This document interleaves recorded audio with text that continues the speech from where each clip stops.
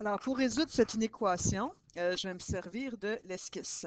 Alors, je peux cibler ici que mon K, c'est 1 et que mon A, c'est 3. Donc, je peux tout de suite tracer ma ligne Y égale à 1.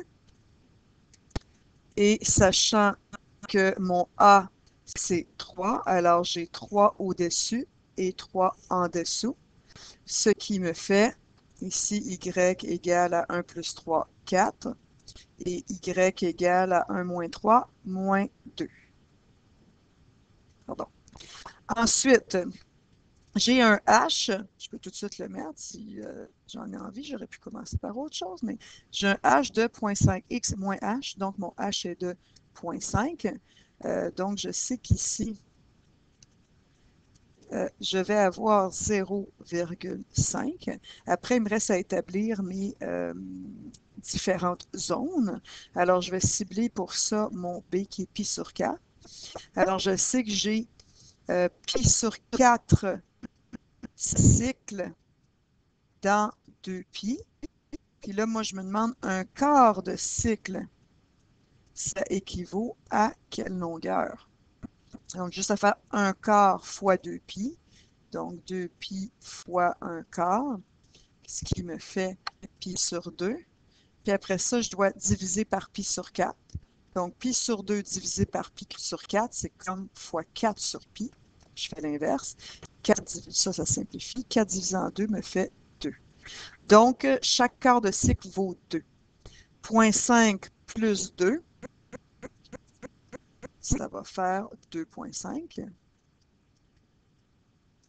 Ensuite, plus 2, ça va faire 4,5. Plus 2, ça va faire 6,5.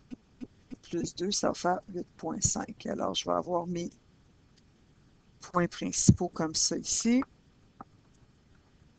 ici et ici. Puis là, ben, je peux faire l'esquisse de mon graphique, sachant que c'est une sine positive. Donc, mon point d'inflexion, il est ici. Il va monter, après ça, descendre, descendre et remonter de nouveau. Alors, je suis prête, j'ai mon esquisse. Je sais que je veux que ça soit plus grand que 2. 2 se situe au-dessus de 1, donc je vais mettre une ligne à 2. Donc ici, ça c'est Y égale à 2, puis moi je veux être plus grand que. Donc je vais m'intéresser à cette partie-là ici, comme ça, qui évidemment va se répéter à chaque fois, plus loin. Donc je vais maintenant résoudre. Donc je vais faire l'égalité. 3 sin de pi sur 4, x moins 0,5 plus 1. Je vais même highlighter, me surligner cette partie-là parce que c'est ça que je veux isoler. Et la seule façon que je peux, après ça, séparer ça de ça, c'est en faisant le sin moins 1. Donc, je vais commencer par faire que c'est égal à 2. Donc, je vais commencer avec moins 1 de chaque côté. 3, ce que j'ai en jaune, qui est égal à 2 moins 1, 1. Ensuite, je vais faire 1 divisé par 3 pour avoir ce qui est en jaune. Donc, ce qui est en jaune, c'est mon sin de pi sur 4 x moins 0,5 qui est égal à 1 tiers. Donc, tout ça, c'est ce qui est en jaune. Alors, la seule façon de pouvoir le défaire, c'est en faisant sin moins 1. Donc, je vais faire sin moins 1 de 1 tiers pour avoir mon pi sur 4 x moins 0,5. Donc, je vais utiliser ma calculatrice. Ça va faire sin moins 1 de 1 sur 3. Il ne faut pas que j'oublie que mon mode doit être en radian. Donc, sin moins 1 de 1 sur 3. Ça me donne un chiffre qui est là. Ça me donne environ 0,3398, etc., qui est égal à pi sur 4. Si je veux savoir si c'est une valeur exacte de pi, ben, j'ai juste à diviser par pi pour voir si je peux, après ça, faire une fraction de ça. Si je divise par pi, ça me donne encore un nombre barbare. Et si j'essaie de le mettre en fraction, ça ne fonctionne pas. Donc, je dois garder ça ici. Donc, j'ai 0,33, 0,34 ici. Alors, si je regarde ici, 0,34, alors il faut que je continue de résoudre. Je vais faire fois 4 divisé par pi, donc fois 4 divisé par pi partout. Donc, ça va s'annuler ici. Alors, fois, story, cette fonction story,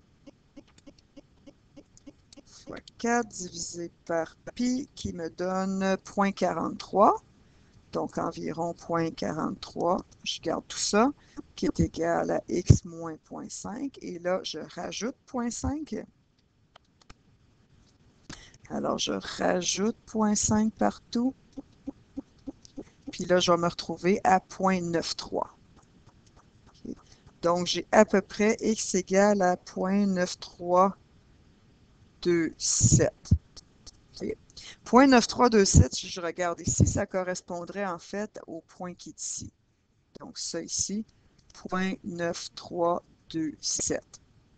Alors, je sais que j'ai juste à rajouter ma période à chaque fois à ce point-là. OK? Mais évidemment, je vais avoir cet intervalle-là. Donc, pour avoir cet intervalle-là, alors je sais que si c'est un plus petit, plus grand ou égal, pardon, je vais avoir ça ici. Fait à ça, je vais rajouter ma période qui est si c'est 2 pour un quart de cycle, bien 2 fois 4, ça fait 8. Je vais rajouter 8n. Puis mon deuxième ici, qui fait partie de l'intervalle, je peux le trouver par symétrie, parce que ça, c'est égal à ça. Donc, j'ai juste à faire 2,5 moins 0,9327. Donc, c'est ce que je vais faire présentement. Donc, ça me donne 1,56, pardon, 56,7, blablabla.